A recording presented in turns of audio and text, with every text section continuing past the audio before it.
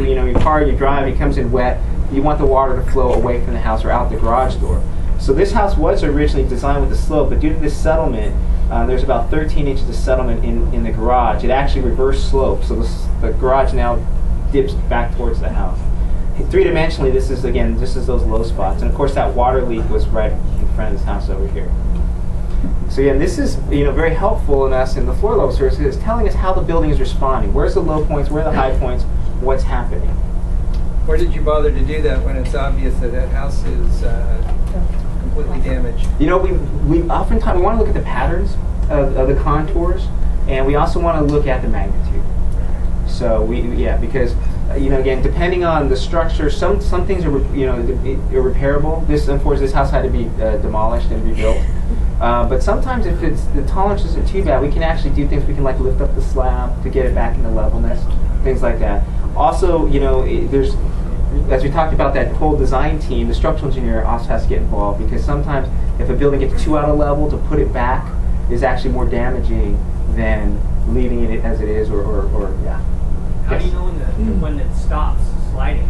How do you know that it's stopped settling? We can do, depending on the soil conditions, sometimes we'll take multiple manometer surveys. We're actually evaluating some homes right now where about every 6 months to a year we're going out and redoing a manometer survey to see if the house is changing, relatively speaking. So yeah, we can do that just kind of as a monitoring and watching. How would you prevent that from occurring? Would you broaden the foundation base? What would you do to... Collapsible soils, that's something you have to really look at the soils before you build a house. And one of the issues was the local building code didn't really require that aspect to be looked at in the geotechnical reports. They've since changed that, where you do have to look at them now. But at the time of that house, that house was actually built about 10 years ago. It wasn't part of the local building code. So they just kind of built their house on this piece of property. You said that was from a water main that broke? Yes. Did that happen in one day?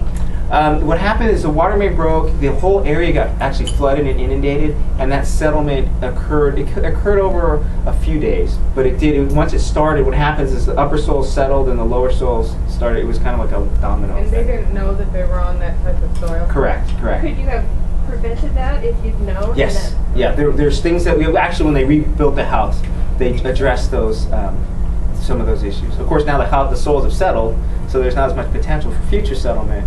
But yes, they were able to address that when they. And most of these soils conditions that I'll show you, even the landslides, for the most part, Portuguese bends may be an exception. But most of them are actually repairable. There's ways that we can engineer, we can design a structure to resist. The question goes into cost. How much is it going to cost to build this house? Up in the Bay Area, up in the Oakland Hills, I was working up there in the early 90s. There were areas where we're building new, single-family homes in areas that were previously zoned as undevelopable. Okay, the city of Oakland actually changed that because the housing or the real estate value got so much. Well, people were then at that time willing to spend $200,000 or $300,000 just on the foundations to build a house, right? So maybe back in the 30s and the 40s, it was really undevelopable. Now, yeah, we can still build on. The question is, how much money do you want to put into the foundations in order to have the structure there?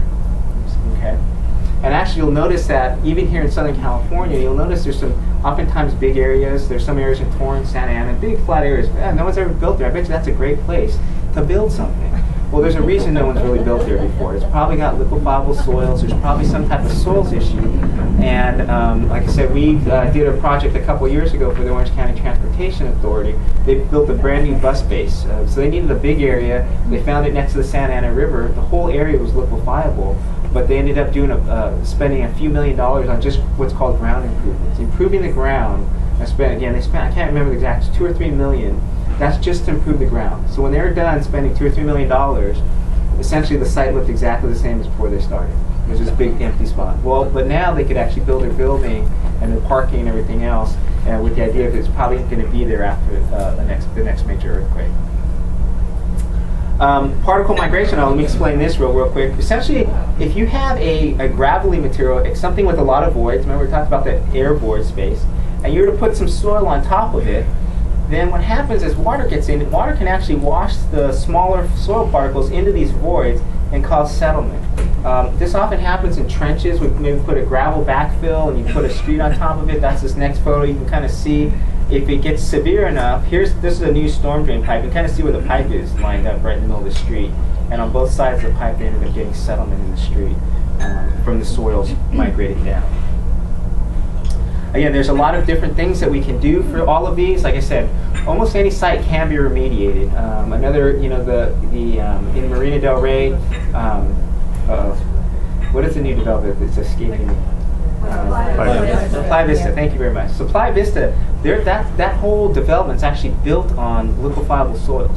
But what they've done is they put, I don't know if you guys remember during construction, they put a whole bunch of ground improvement and essentially this wall around the entire development, actually almost all the way out to the ocean, to prevent that material in that area from moving during a big earthquake. So they did a lot of ground improvement in Playa Vista in order to have to create this development. So again, there's techniques out there and there's things that we can do in order to design just about anything. And soil expansion, as I mentioned, soils when they collect water will expand. This photo is actually taken in Colorado. It's from the white stuff here is actually snow. I know we don't see that too much down here. But Colorado has some very highly expansive soils. Some of the highest expansive soils in the country are found in either Colorado or Texas. And as I mentioned before, my little analogy, as these clay particles have this affinity to water, and as they absorb and grab more water, they will actually expand. And we can do lab tests to evaluate the expansive nature of the soils, and then of course we can design accordingly once we know about the soils. Here's essentially what happens with expansive soils. As water gets in, that can be either from planter areas, improper drainage. When I say improper drainage, that's anytime you let water pond or stay next to a building. Really, water and soils don't really mix together real well from a structural building standpoint. So we want to make sure soils don't have the ability to absorb water. So if there's free water, again, due to a lot of over-irrigating or poor drainage, then these soils can grab hold of it and can absorb it. If we have broken pipes, things like that can lead to some of these expansive soils.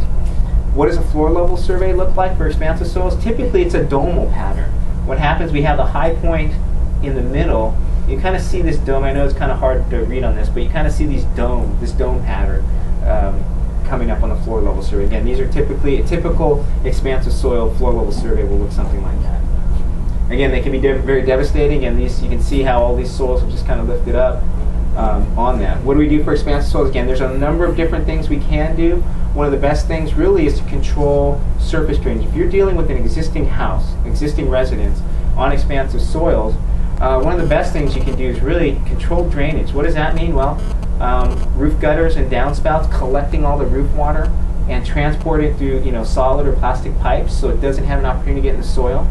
It's not a very expensive repair.